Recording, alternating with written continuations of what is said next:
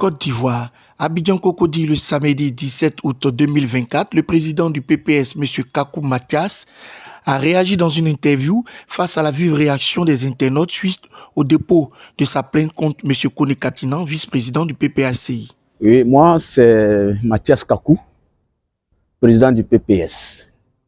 Mais permettez-moi aussi d'aller un peu plus en profondeur de la présentation pour répondre à ceux qui parlent, qui disent n'importe quoi, pour dire qu'il est quitté nulle part, etc. Bon, moi, je fus le premier secrétaire de section de la FESI en 1992 du lycée mondain de Difo. C'est moi qui ai mobilisé à l'époque, n'est-ce pas, tous les élèves de tous les lycées, de tous les collèges pour accueillir Gbagbo en 92 à Difo. À cette époque, je me rappelle même, il y avait un préfet qu'on appelle Al-Mustafa. Il m'avait fait interpeller et tous les élèves ont envahi la ville de Difo. Il était obligé de me relâcher. Ce préfet qui ne voulait pas l'arrivée de Gbagbo à Difo, ça je vous dis. Parce que la plupart de ceux qui sont sur les réseaux sociaux, c'est les S ou bien les pros, tout qui disent n'importe quoi sur les gens. Oui, contre la volonté du préfet, j'ai mobilisé les élèves pour accueillir triomphalement, j'ai bien dit bien, Gbagbo. Parce qu'avant son arrivée, j'ai travaillé beaucoup. Je n'étais pas FPI, mais j'ai travaillé beaucoup avec Bogadoudou, paix à son âme, avec un certain Serezo Iriedi, qui était professeur d'anglais au lycée mondain. Donc nous sommes des lutteurs. Alors, même ce préfet, quand Gbagbo est devenu président, Gbagbo l'avait nommé. Pourtant, il ne voulait pas que Gbagbo tienne un meeting à Difo. Ça, c'est un passage. Voilà, je rappelle ça simplement.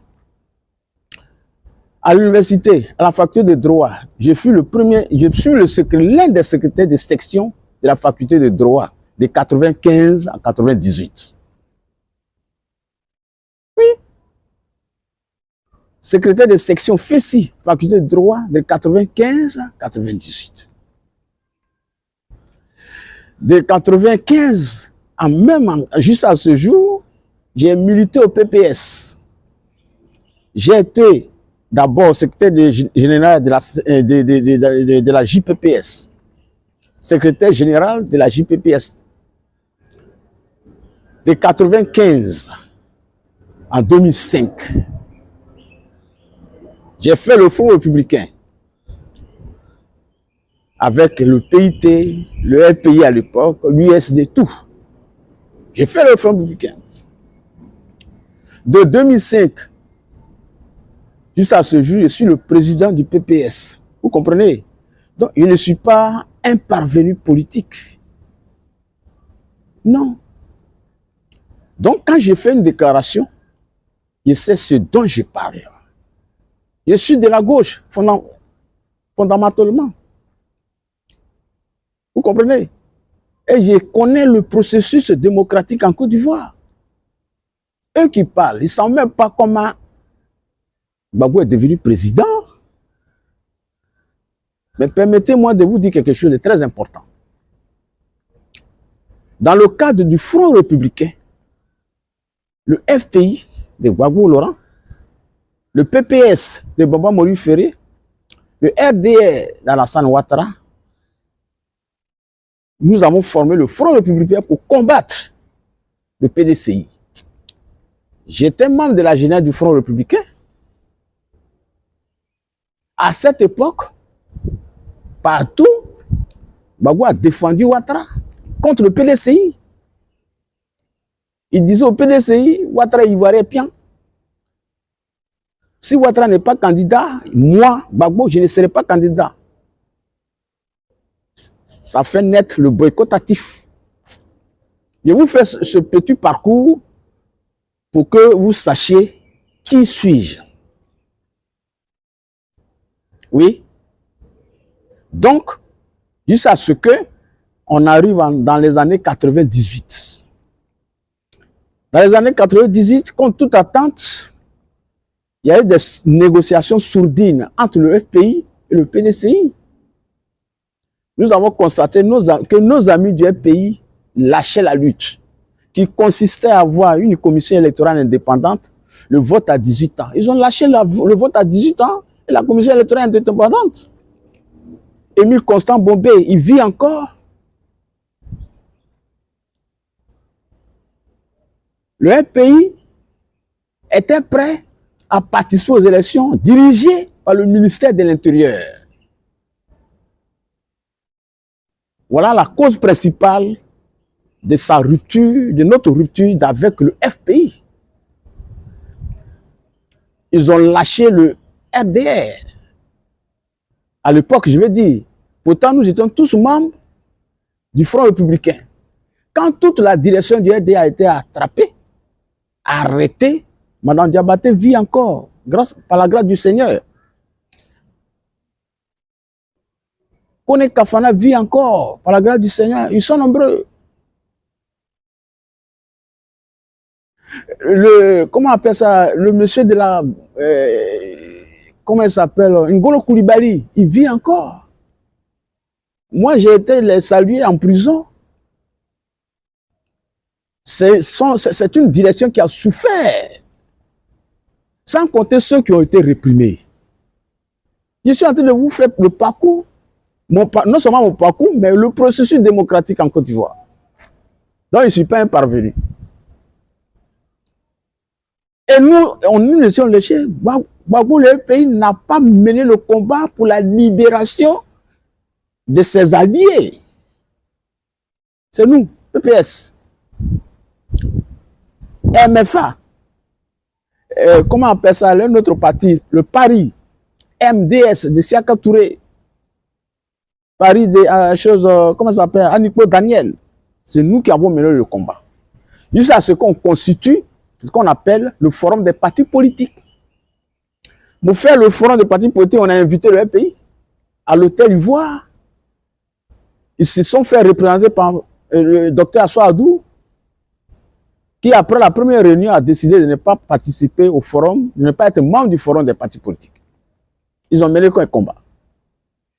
C'est nous qui avons mené le combat jusqu'à ce que les militaires prennent le relais pour faire un coup d'État en 1999. Ils savent ça. Ceux qui parlent là, ils savent ça. Quand le coup d'État s'est opéré, nous faisions partie des jeunes que Guéhi Robert a reçus. Premièrement, il y avait Serge Kassi, il y avait Thierry Legré, il y avait Guillaume Soro, il y avait moi. Nous étions les premiers à être reçus au niveau de la jeunesse par le général Guéhi. Mais Guéhi, qu'est-ce qu'il nous a dit? Je suis venu pour votre avenir. Il faut qu'il y ait la démocratie. Moi, je suis fier de moi. J'aime la démocratie, l'état des droits, la justice. Je n'aime pas les injures, je n'aime pas l'injustice, je n'aime pas tout ce qui est faux, en fait. Même s'il faut mourir de la pauvreté, je le ferai comme Zadi Zaourou. Oui, je m'identifie à lui. Ce n'est pas un problème. Dieu ne peut pas tout donner à quelqu'un. Ceux qui disent que je suis pauvre, là, mais c'est pas un problème. Vous voyez, le coup d'État étant venu, nous sommes membres du gouvernement, nos partis respectifs. D'abord, il y a une commission, il y a ce qu'on appelait la constituante, puisque la constitution avait été dissoute. La constituante et les travaux ont conclu que peut être candidat en Côte d'Ivoire le candidat qui a son père ou sa mère ivoirien. Ce qui a été arrêté, le procès Ouagadougou est encore là. Ouagadougou était dans la commission, et à son âme toujours.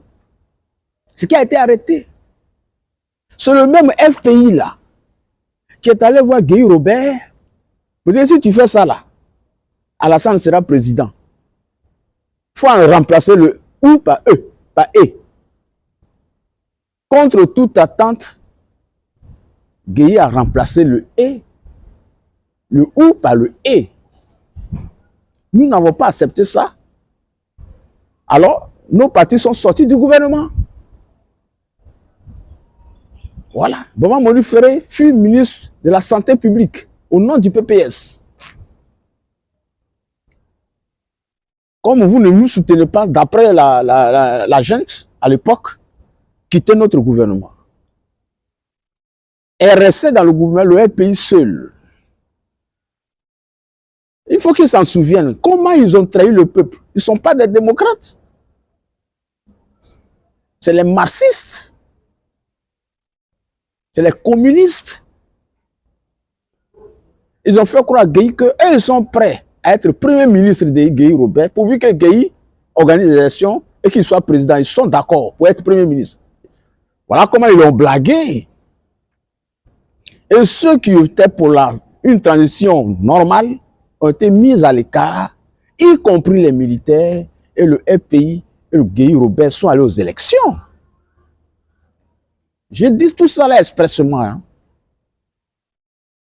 Aux élections, bien évidemment, le FPI savait ce qu'il faisait parce qu'il savait que Gueye n'avait pas de base électorale. Parce qu'ils n'avaient pas de parti politique. Et le PDCI a été destitué par lui, Gueye. Donc le PDCI ne pouvait pas soutenir Gueye, il savait ça. Donc le FPI s'est appuyé sur le PDCI. Et quand Gueye s'est autoproclamé président de la République, à l'issue des élections, Gbagbo ne pouvait rien faire. Il avait peur. Le pays était caché partout. Mais qu'est-ce qu'ils ont fait?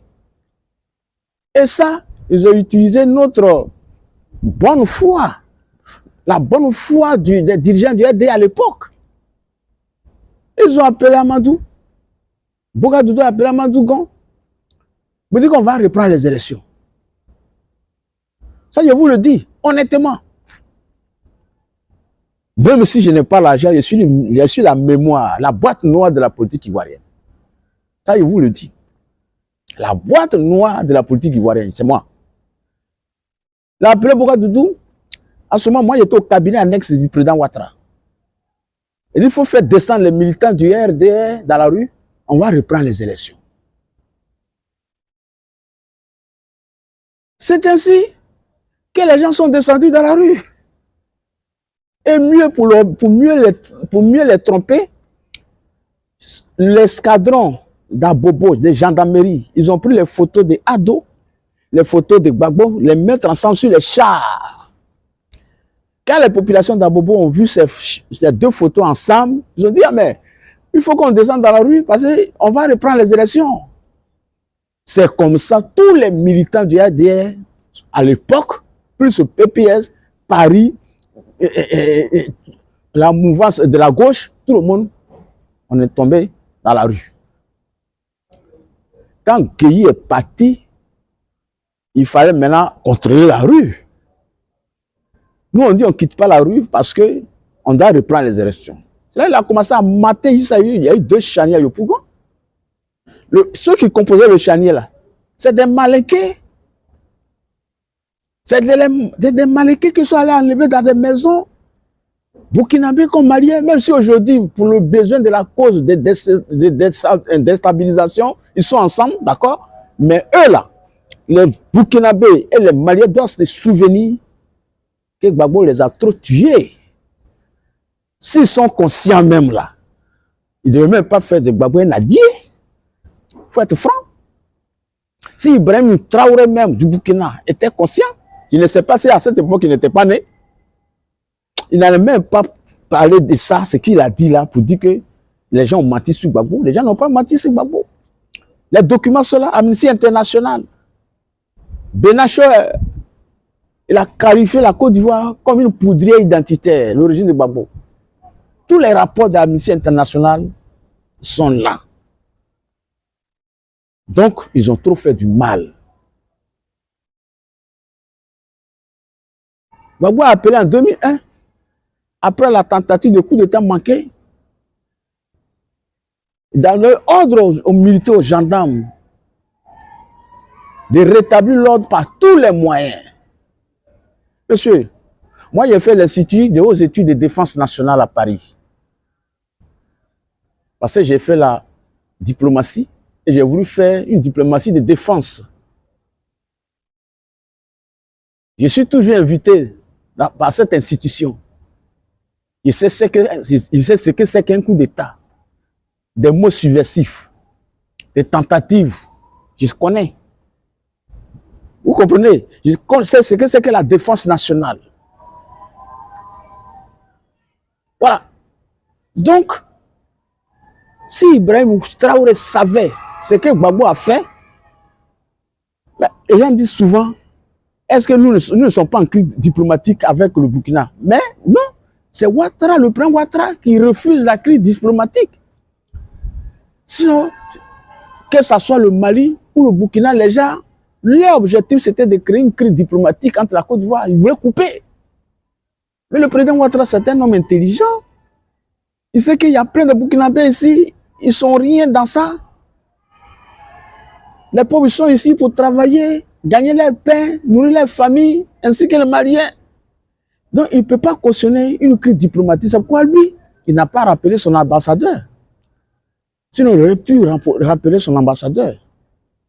Donc, eux, ils ont créé la crise diplomatique, mais le président Ouattara a refusé la crise diplomatique. Vous comprenez? Donc, je voulais répondre à ceux qui disent que la Côte d'Ivoire n'est pas en crise diplomatique. Vous comprenez? Voilà. Donc, c'est de ça qu'il s'agit. Maintenant, dans le contexte actuel, un pays qui est en tension, en pleine tension, avec son voisin, vous savez bien ce que le Burkina fait contre nous, ce que le capitaine dit de Ouattara, du président Ouattara. Le président Ouattara peut le mettre au monde. Même si on fait la politique, il faut respecter les gens. Accuser un président de la République d'un pays voisin qui même t'a donné les munitions pour combattre le terrorisme, qui a pris beaucoup de réfugiés pour les nourrir, les loger, qui vous assiste, vous l'accusez à cause des décisions de la CEDEAO. Mais les décisions de la CEDEAO sont imputables à tous. Ce n'est pas Ouattara qui décide. C'est les chefs d'État qui décident à la CEDEAO. Donc, on ne peut pas accuser la Côte d'Ivoire de tous les noms. Qu'il a des preuves. La Côte d'Ivoire est une poudrée de déstabilisation. On ne peut pas l'accepter. Donc, lui, il veut forcément déstabiliser la Côte d'Ivoire. C'est ça. Mais je ne suis pas des renseignements généraux. Je ne suis pas militaire. Je ne suis pas gendarme. Mais je sais qu'il y a beaucoup d'arrestations. Il y a beaucoup de gens qui ont voulu tenter à notre sécurité. Voilà. Donc, au nom du patriotisme, on nous a appris ça à l'Institut de haute études de défense nationale. La défense nationale, c'est d'abord les populations, la jeunesse, les citoyens, de façon patriotique qui défendent d'abord les nations. Que ce soit par idéologie, que ce soit par conférence de presse, que ce soit par manifestation, que ce soit par les armes. Il faut défendre sa nation. Vous comprenez? Donc, je suis fier de moi. Voilà, c'est une responsabilité. Je suis un citoyen ivoirien.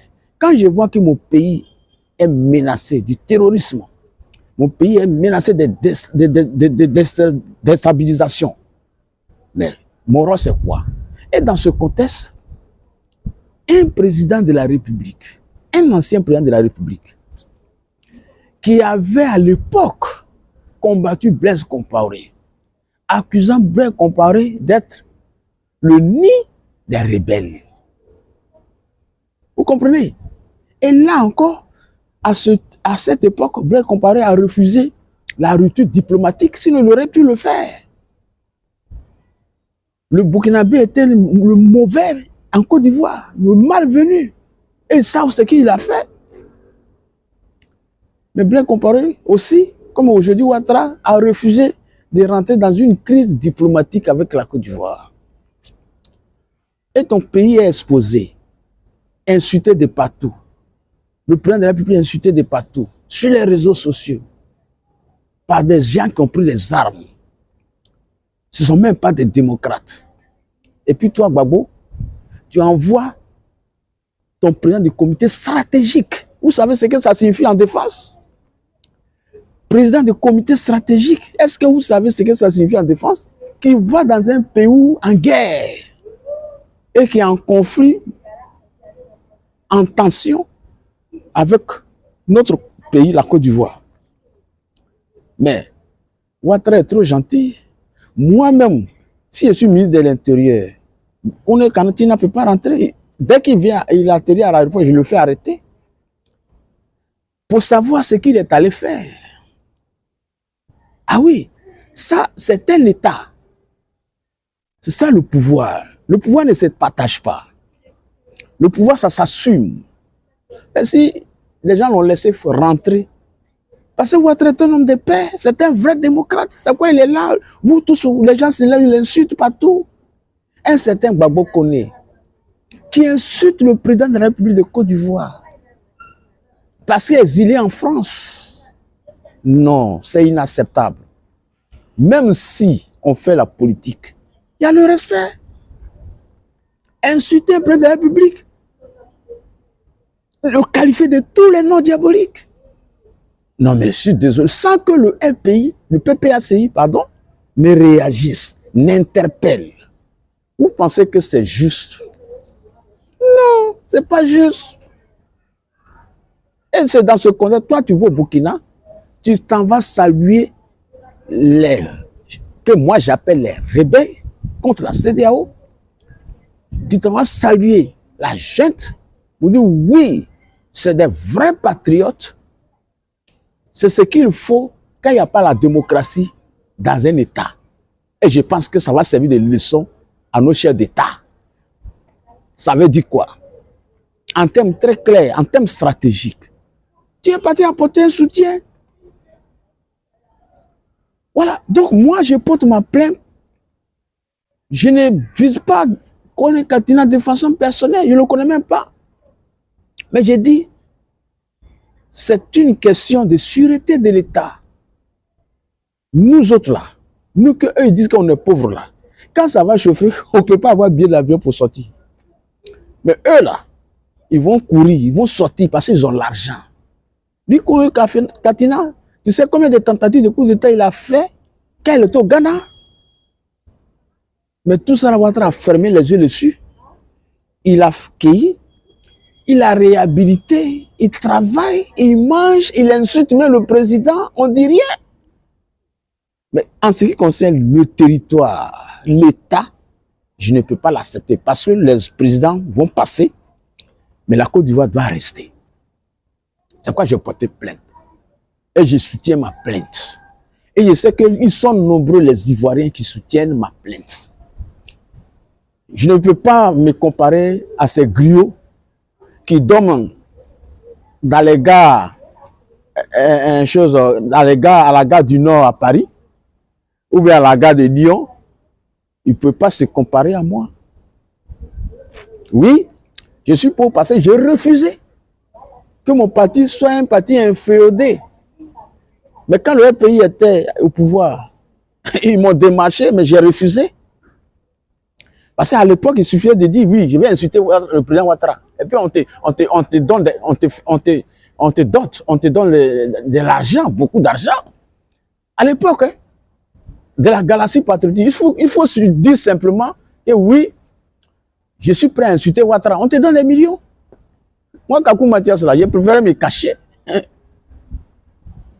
Vos collègues journalistes me connaissent, ils sont nombreux, les vrais journalistes en Côte d'Ivoire. Ils savent de quoi je suis capable. Oui. Et puis en dehors des principes de sécurité conventionnels, j'ai d'autres capacités qui me permettent de savoir qu'il y a quelque chose qui arrive. Ce qu'eux vont aujourd'hui, moi j'ai déjà vu ça pendant plus de 10 ans. Ils savent ça. Parmi eux là, ils savent qui je suis. Ah oui, laissons la capacité intellectuelle d'analyse politique, de sécurité conventionnelle, mais moi je sais ce qu'eux ils préparent. J'ai cette capacité de le découvrir. Donc il ne faudrait pas qu'ils pensent que nous autres là, nous sommes des naïfs. Je ne suis pas un parvenu. Si moi j'ai besoin d'argent, j'ai écrit au président Ouattara, il va me donner l'argent.